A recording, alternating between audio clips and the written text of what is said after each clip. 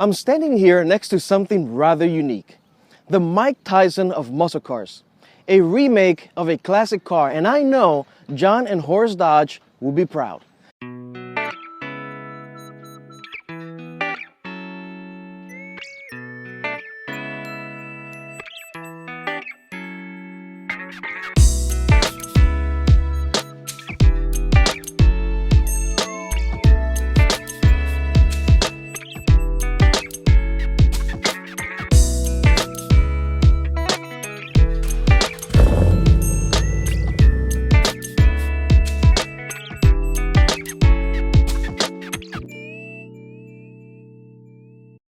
This is a 2016 Dodge Challenger SRT HellCat, finished in pitch black paint with black interior.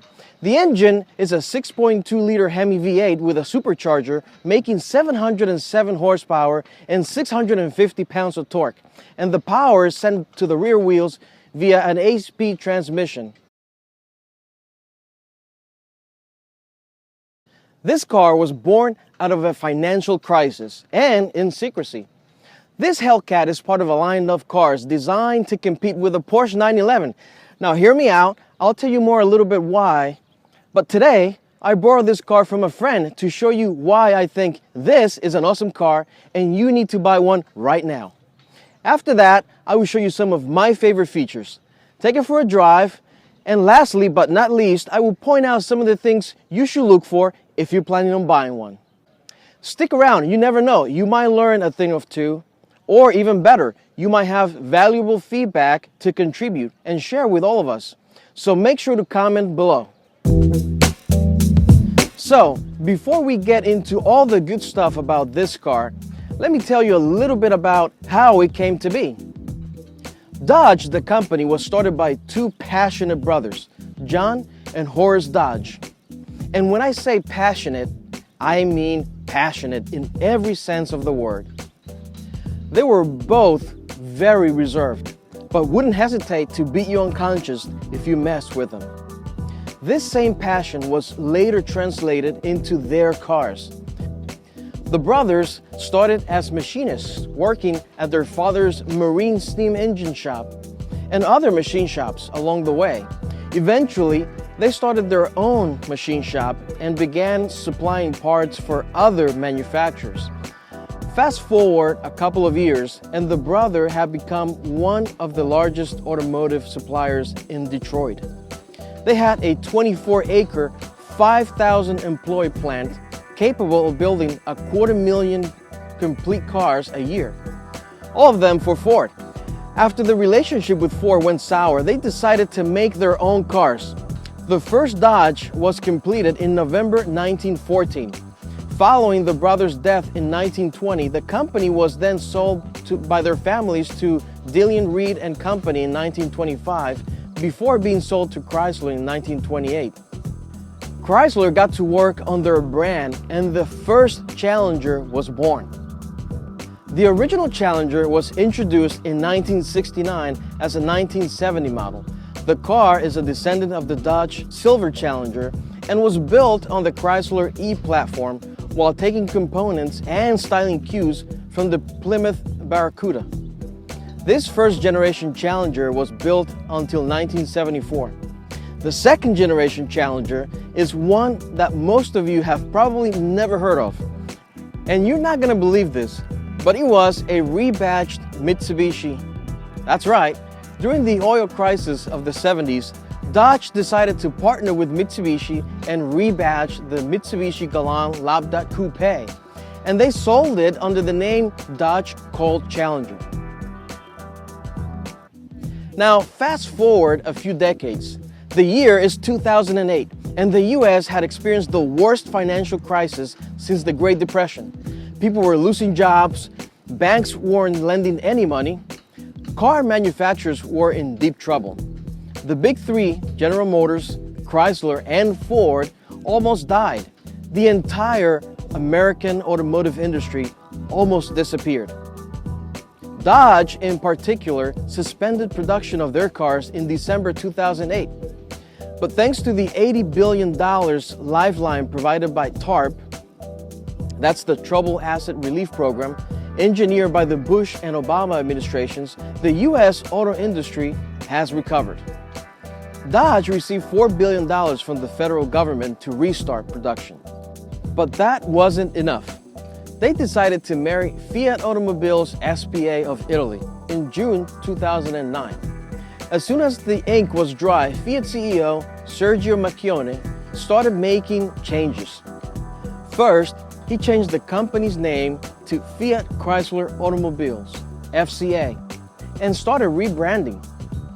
With Dodge in particular, he started by splitting their Viper and Ram lines into their own brand and focusing their efforts on performance models like this one.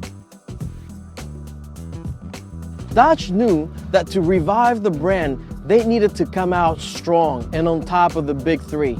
They decided to bring the Charger and Challenger back. Shortly after their introduction in 2006, yes, that weird-looking guy sticking his head out of the window like a dog, it's me at the New York International Auto Show. Dodge engineers started playing with the SRT 8 and other variants, but they knew that wasn't enough. They set out to make a car that can produce 600 horsepower reliably and beat the competition. Shortly after the Dodge engineers began the project, they found out that Ford was working on the Shelby GT500, which was set to have over 600 horsepower. Back to the drawing board they went. And after a lot of drawing, they were able to produce the unthinkable, the unheard of, a production V8 making over 700 horsepower. Not only was it the most powerful production V8 ever made, but this also made the HellCat one of the most powerful cars on the road, competing in power output with cars like the Ferrari LaFerrari and the Lamborghini Aventador, cars that cost many, many times more. As I mentioned before, the Dodge Challenger SRT HellCat was designed to compete directly with the Porsche 911, but not in the same way you're thinking of. There are direct competitors in the trim category.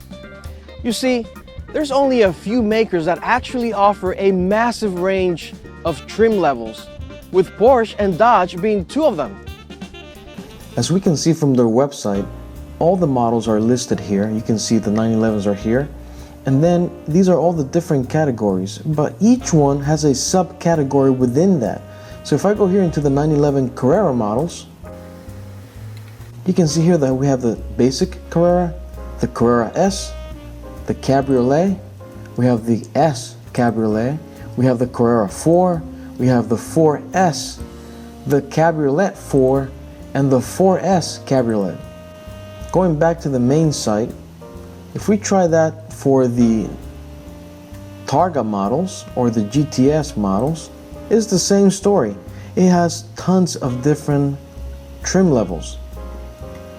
We have the GTS, GTS Cabriolet, Carrera 4 GTS, and the list goes on and on and on.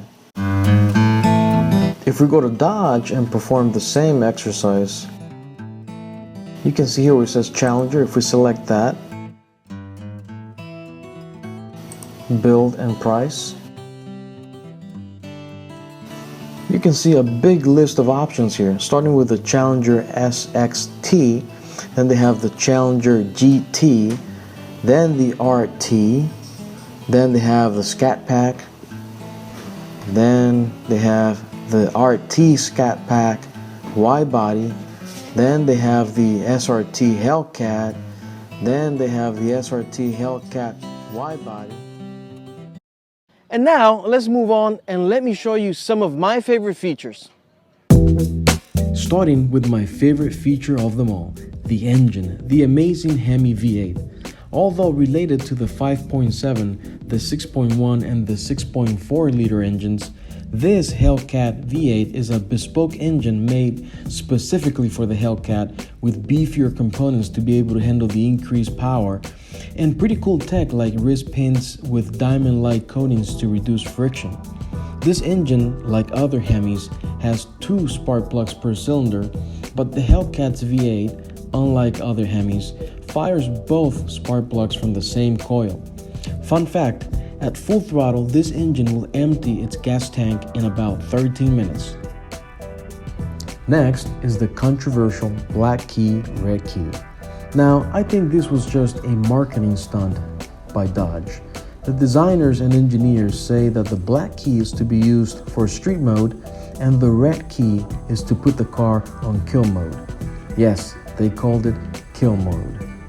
Now, you can easily switch modes in the infotainment system, so having a key that presets your driving mode, it's kind of silly when the street mode has over 500 horsepower at its disposal. I could see it being useful if the black key actually reduced power to a safe level like 350 horsepower. Fun fact, the owner of this car told me that the black key has never left the house since he bought the car. My man. Another one of my favorite features is the infotainment system on the Challenger. This is a pretty cool infotainment system. It has tons of features, but there's even more cool stuff on the HellCat. Pretty much all car functions are controlled through the infotainment system, but the most important of them all has its own button labeled SRT. By pressing this button, you get into the menu for track mode, where you can change all sorts of things like RPM for the shift light and launch control. Last but not least is the intake hole in the headlight. Now, this I think is a pretty cool feature because it pays homage to the tuner community. If you've been involved in the tuner community, you would have seen this mod made to all kinds of cars like Supras, Civics, BMWs, etc. Many manufacturers have installed similar ducting for the intake, but these are typically hidden behind the grille. This one is right on the headlight. I think this is probably the only production car that does this. Let me know in the comments below if there's another car that does this as well. All right, time for a drive.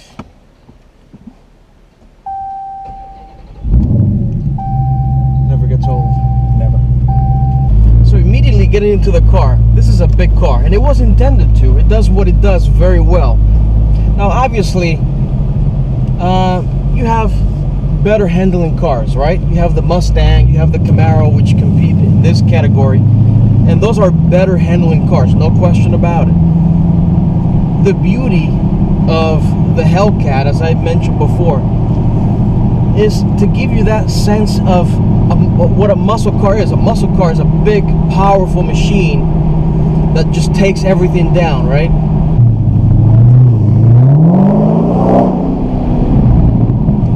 Suspension, it's pretty good.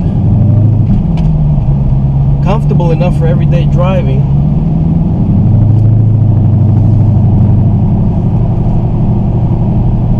But stable enough to hit some good turns.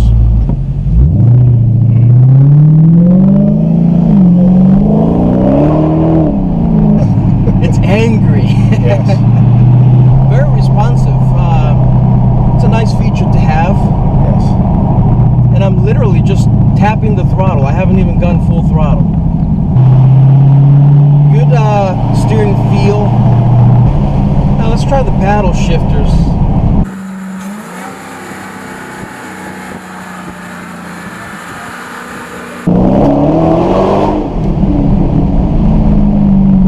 God, I love that torque.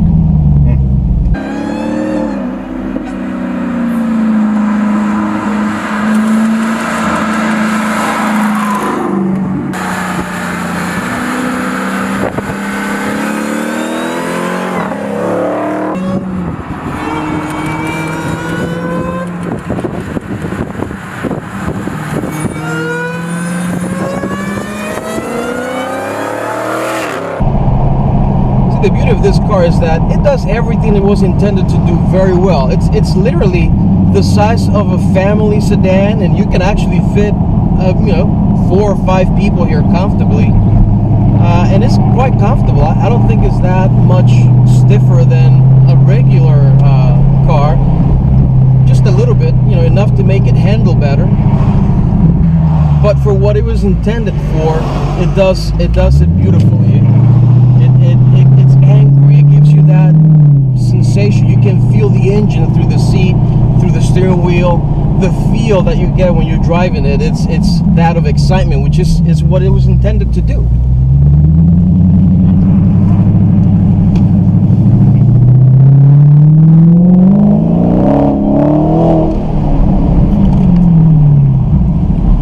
Brakes are good as well.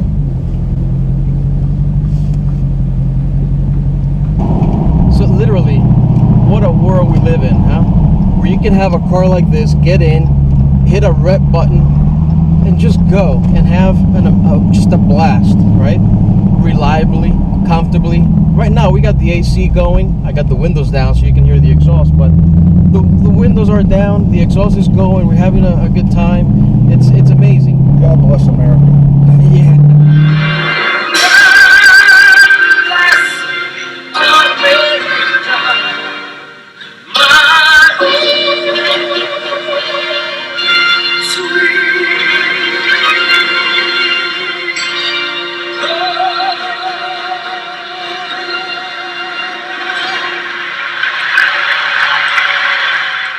I made a video to show you general things to look for when buying any car, like body shape, signs of wear, leaks, etc.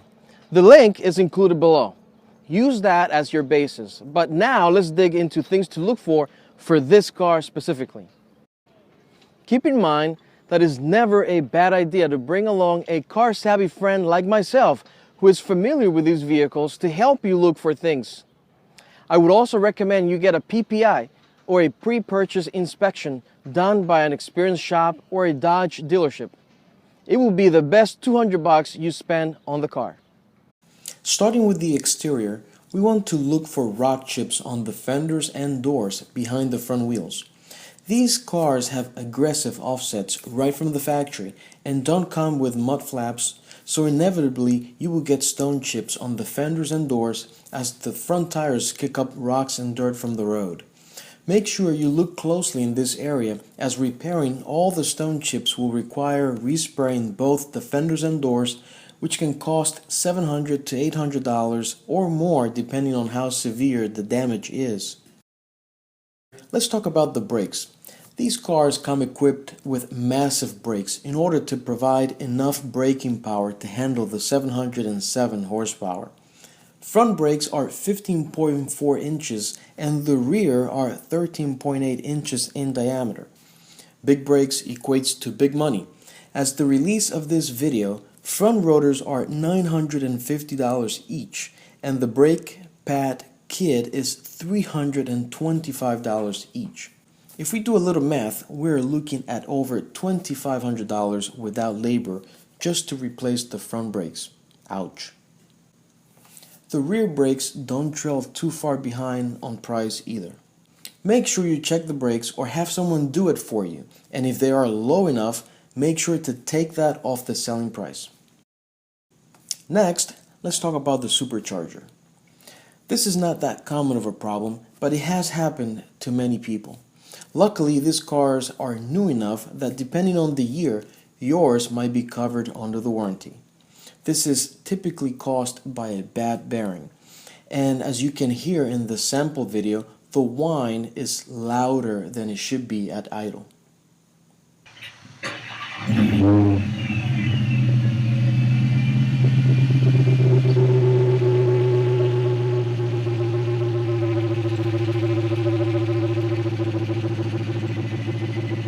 Obviously, we all know superchargers are a bunch of whiners while they're under load, but at idle, you should not be hearing this much whining. Make sure the one you're buying doesn't whine at idle. Now let's talk about a technical service bulletin that concerns an upper radiator hose leak that affects early built HellCat models. This issue is known to affect models built on or before February 5, 2015. The technical service bulletin number is 07-005-15 and denotes an intermittent coolant seepage from the upper radiator hose. This leak is fairly easy to correct and shouldn't cause any issues if caught early.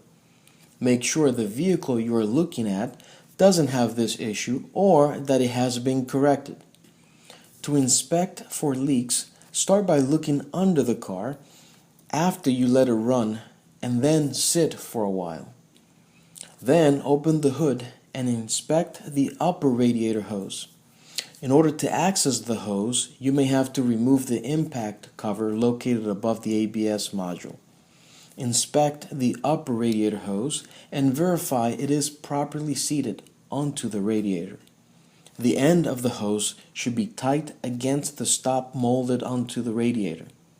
The service bulletin shows you how to perform the repair if you would like to fix it yourself.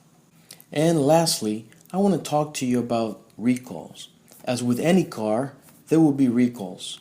I'm going to show you how to check if there are any recalls for your car, but first I want to talk to you about a specific recall that you should check before buying a HellCat, and that's recall number R07, the fuel rail crossover hose on early models HellCats. The fuel rail crossover hose may have been damaged during the manufacturing process. The damage cannot be reliably detected and may cause a fuel leak without warning. A leaking engine fuel rail crossover hose in the presence of an ignition source could cause an underhood fire. Make sure this recall has been done on the car. To check this and any other open recalls on any car, go to Dodge.com, click on Owners, and then on Recall Information. Enter your VIN on the field provided as shown and hope for the best. And there you have it, the Dodge Challenger HellCat. It's hard to believe we live in a time where you can have a car to pick up bread and milk on your way home that also has 707 horsepower. I hope you find this video helpful and informational. Be sure to like, comment below, and subscribe for more videos. All right, stop. Let's do that again. Holy moly. I got sweat running down my crack. Do you agree with that? I'm sorry? Do you agree with that? Absolutely. You're not even listening? No. Okay. Honey, how many gallons of milk you want? Oh, I forgot the bread. I gotta go back.